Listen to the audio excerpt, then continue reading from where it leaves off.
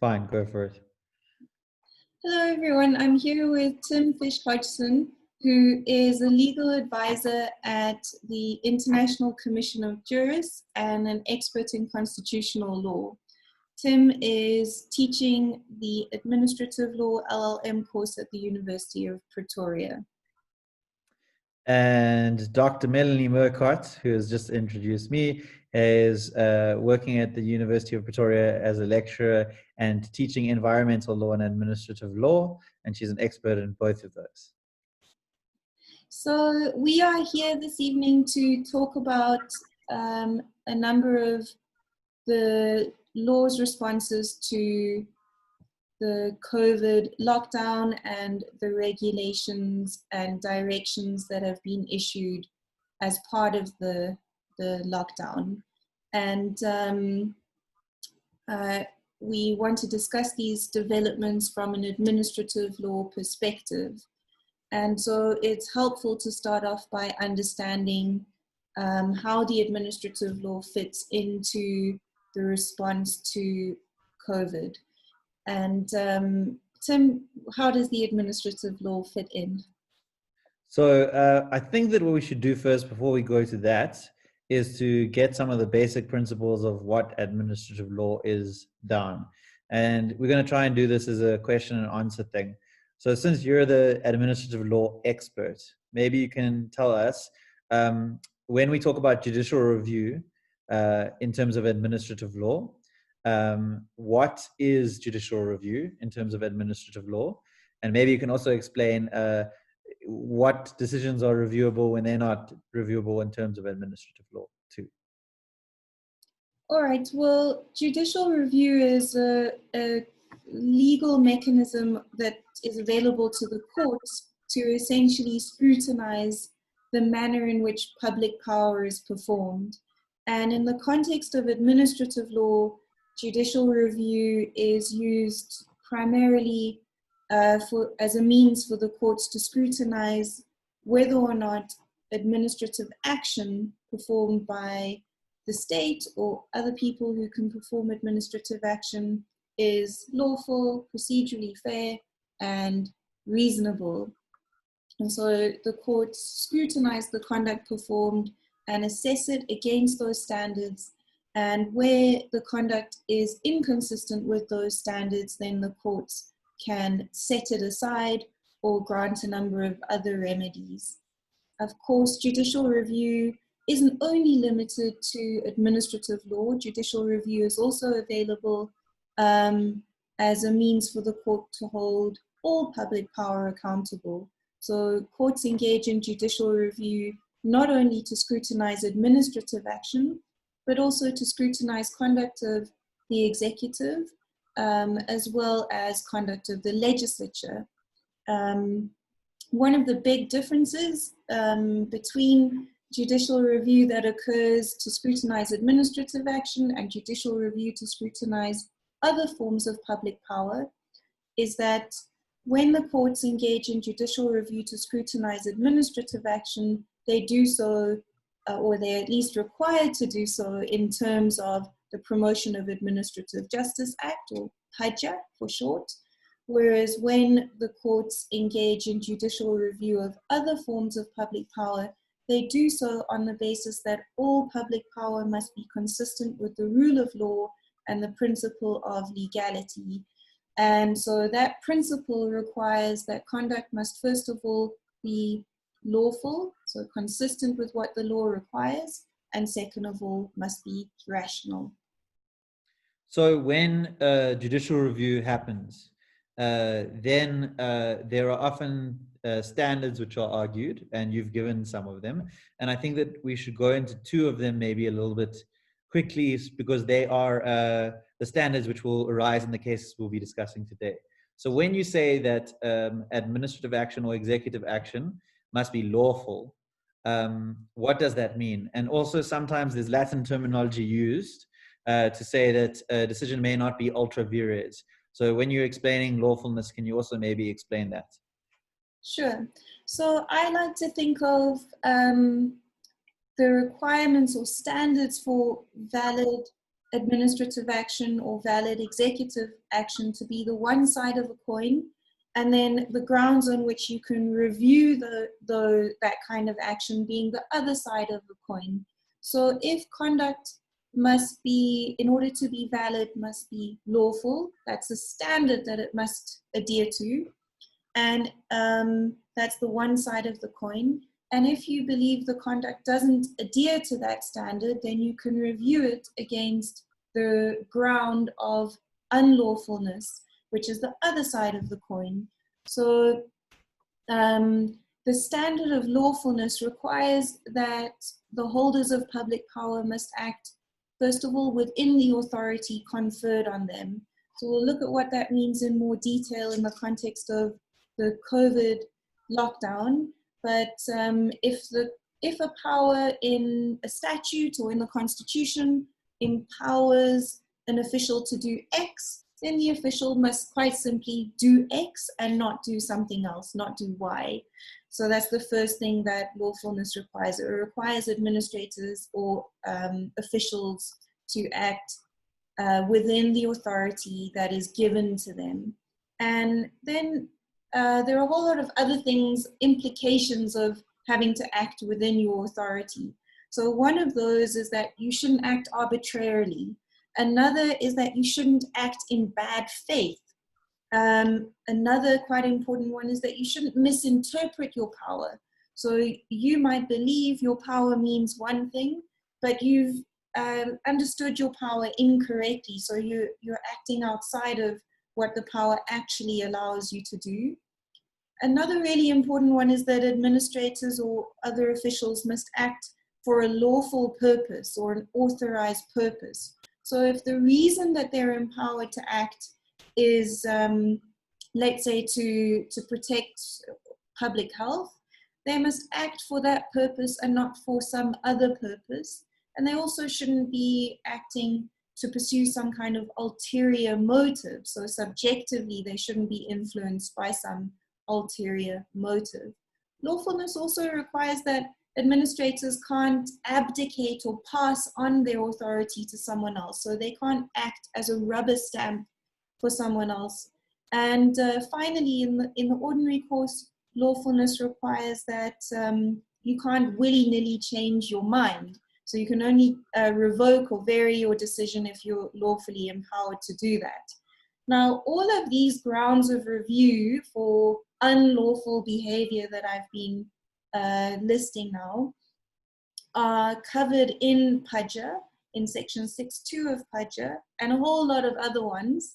And all of those were encapsulated under the common law principle or I don't know, maxim, Latin is not my strong suit, of ultra vires, which would be acting outside of the power conferred on you.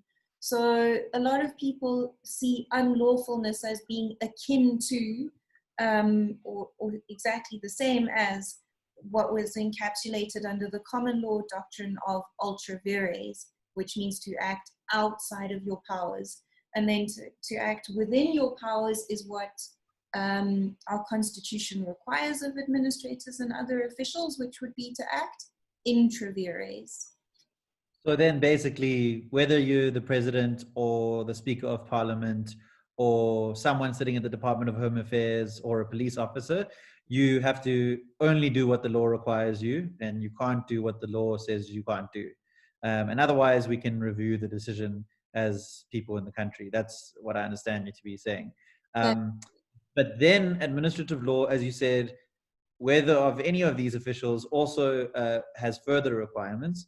And the basic minimum requirement is rationality. So now the rationality means a lot of different things to a lot of different people, and we use it commonly in our conversations. But what does it mean in law?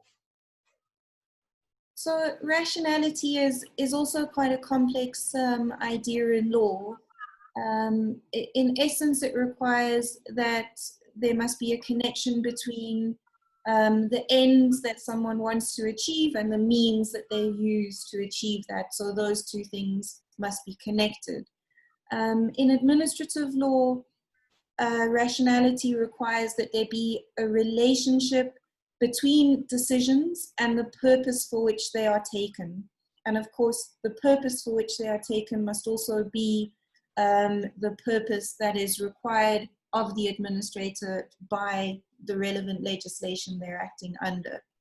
The second thing is that decisions should be rationally related to the purpose of the empowering provision that's informing their conduct or allowing them to act. The third thing is that decisions must be rationally related to the information before the decision maker. And the last thing is that decisions must be rationally related to the reasons for which they are taken. In addition, our courts have said that in certain circumstances, conduct will be irrational if an official hasn't allowed a fair hearing. There's a very narrow set of circumstances where courts will say the procedure that you have followed didn't allow you to make a rational decision. And so that's another aspect to take into consideration. So in any circumstance where a decision isn't rationally related to the purpose for which it was taken, the purpose of the empowering provision, the information before the decision maker, and the reasons given for the decision could fall foul of the ground of review of irrationality. So the standard that's required on the one side of the coin is rationality, and the ground of review that can be used to challenge the conduct when it doesn't meet that standard is irrationality. So then the decisions have to be rational and they have to be supportable as rational. So I guess the obvious example, and we'll get to it with the cases that we're going to deal with, is that if a measure is taken by the government or any official to combat COVID-19, it has to be shown that this is a sensible, rational measure that can be potentially illustrated to combat COVID-19. And then there's a difference. Oh, sorry.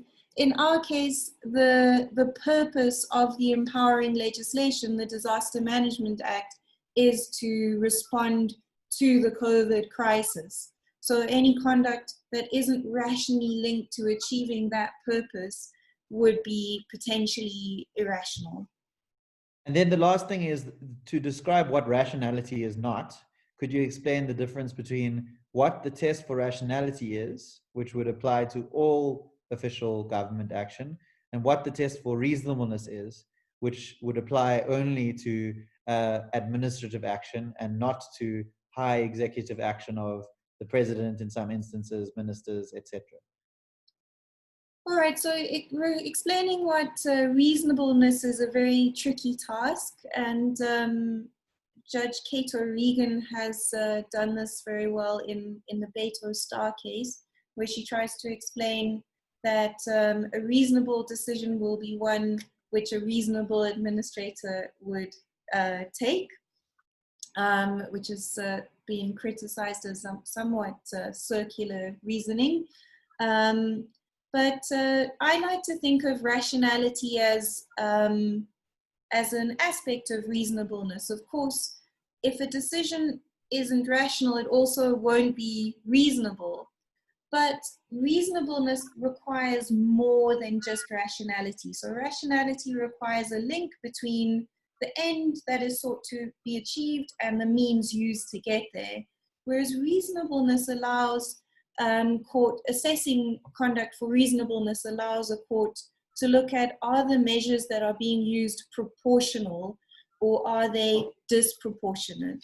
And so where the measures are disproportionate, particularly where they cause extensive rights violations and have a severe impact on people, then courts might find those measures to be unreasonable.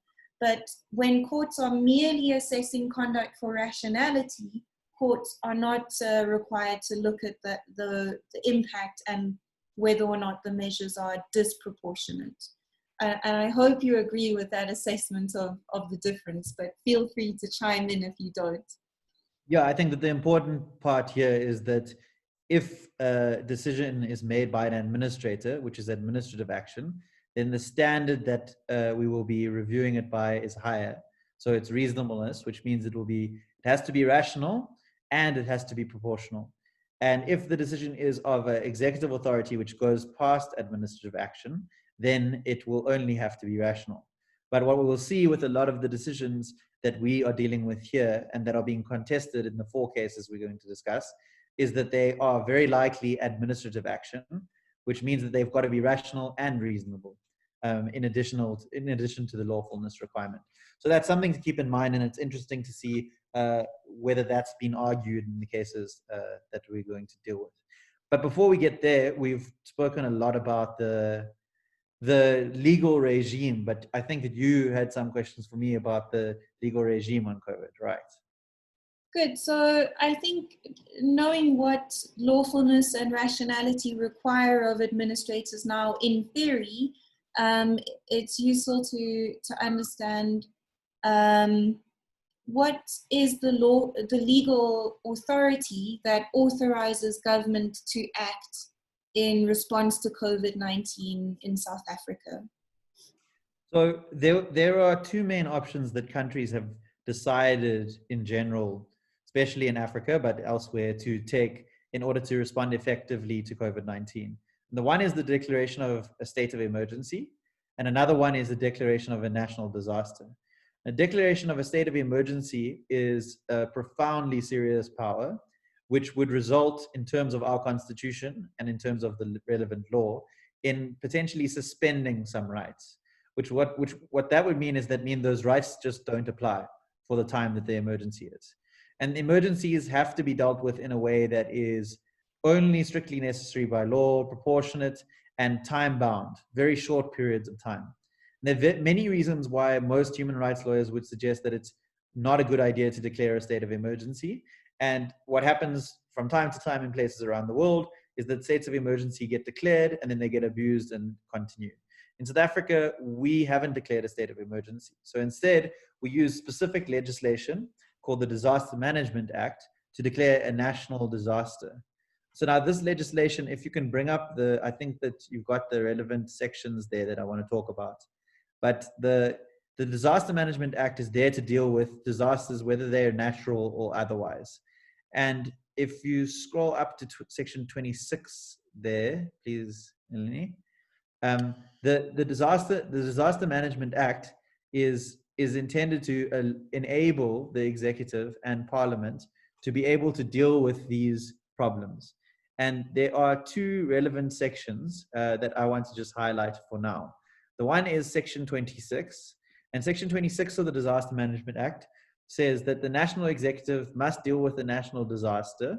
And then it says, either in terms of existing legislation and contingency arrangements, if the disaster is not being declared, or in terms of existing and contingency arrangements as augmented by regulations and directions, if a disaster has been declared.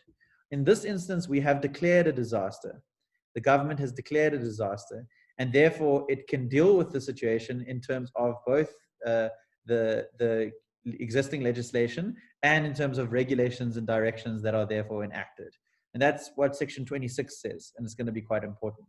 Now, if we go back to section 27, section 27 is a long section, which starts out by saying, if a national disaster has been declared in terms of subsection 1, the minister may, subject to subsection 3, and after consulting the relevant cabinet minister, make regulations or issue directions or authorize the issue of directions on a long list of things. So that basically means that the minister is authorized, and this is the Minister of Cooperative Governance, which in this case is Nkosazana Dlamini Zuma, is entitled to issue directions, issue regulations, and also authorize other ministers to issue regulations.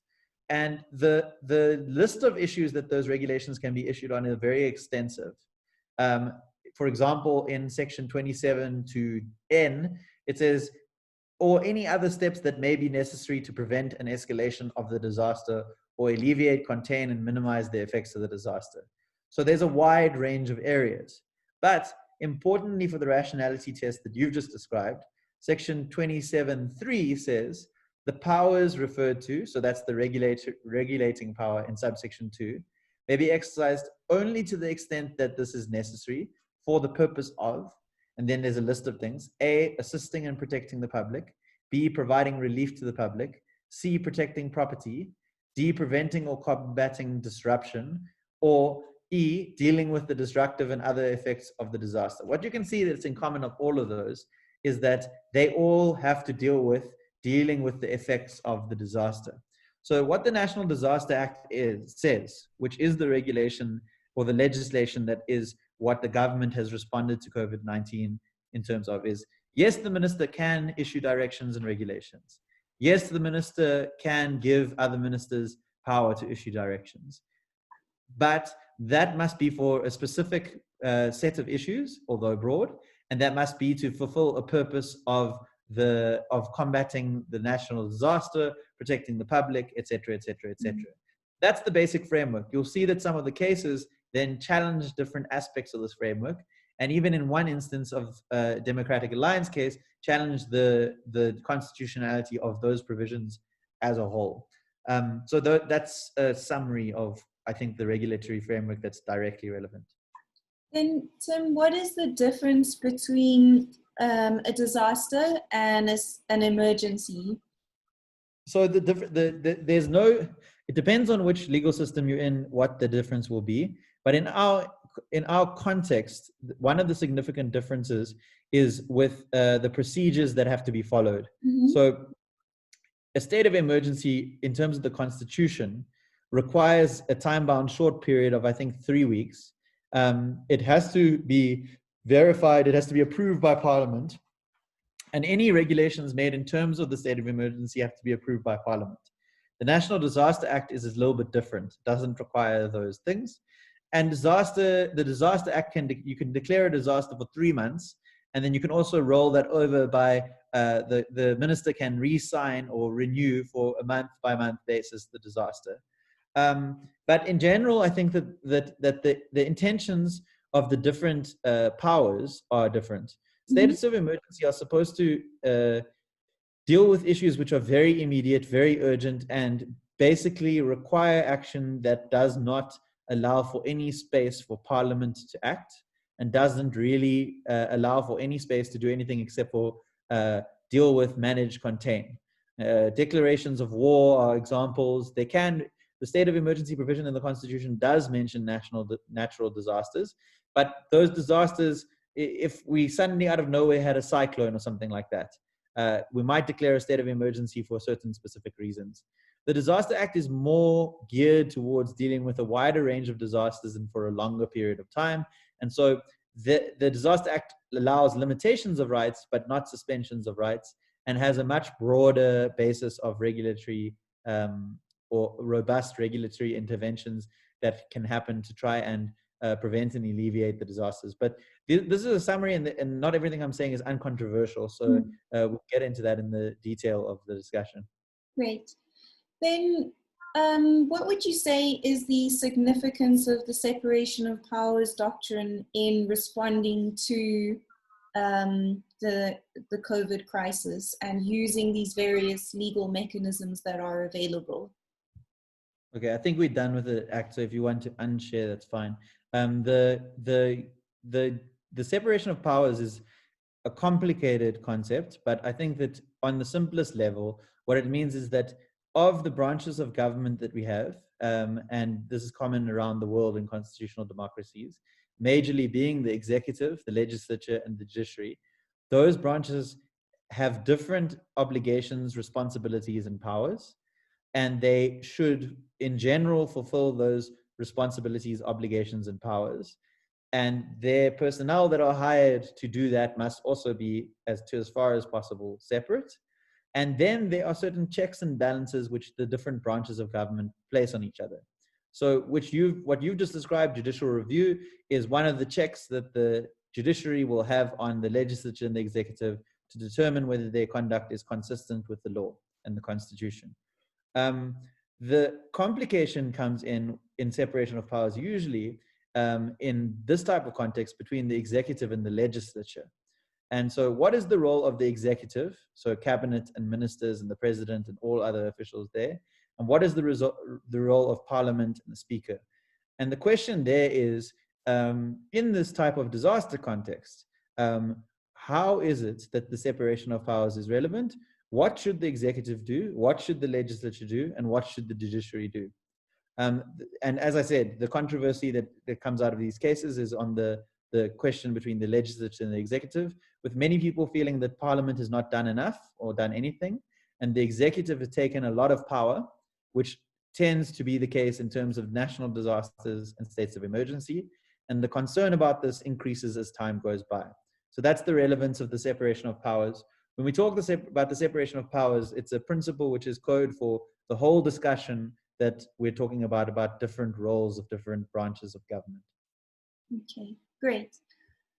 So does the separation of powers affect the standards that are applied and outcomes of judicial review in any way? So this is just a quick answer on this. It's that what you've described with rationality and lawfulness and reasonableness, the courts have told us that the reason why executive decisions are reviewed to a lower standard, so the rationality standard and the lawfulness standard, but not the reasonableness standard, is because of the separation of powers. Because courts need to defer to the expertise, the technical capacity of executive officials more than they do to lower level administrators. In any event, even if you're talking about administrative action, in the same case you described, Beta Star, Judge O'Regan sets out very clearly that even in evaluating reasonableness, the courts will defer to this type of expertise and capacity. And that's because of the institutional position, and that's also because of the appropriateness in general of courts performing this function. And it's easy to imagine because judges are not experts on national disasters. They aren't speaking every single day to health experts and scientists and things like that. And so in the COVID context, we've seen courts in general be very reluctant to overturn decisions thus far, based on the fact that they want to give the government some latitude to be able to decide what it does. So yes, the separation of powers, I think, is definitely affecting which standard of review is applied and then how that standard of review is applied. And we'll come into all of these cases, regardless of whether or not it's argued or not.